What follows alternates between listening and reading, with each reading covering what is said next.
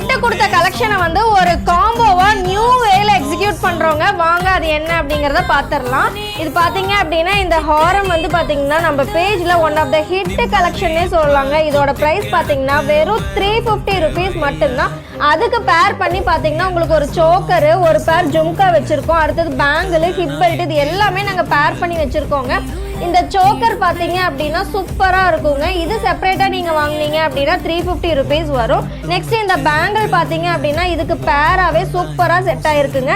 இது செப்பரேட்டா உங்களுக்கு 200 rupees வரும். நெக்ஸ்ட் இதுக்கு மேட்ச் பண்ணி உங்களுக்கு பிளைன் பெல்ட் ஒன்று கொடுத்துருக்கோம். இதோட பிரைஸ் பாத்தீங்க அப்படின்னா 200 rupees வருங்க.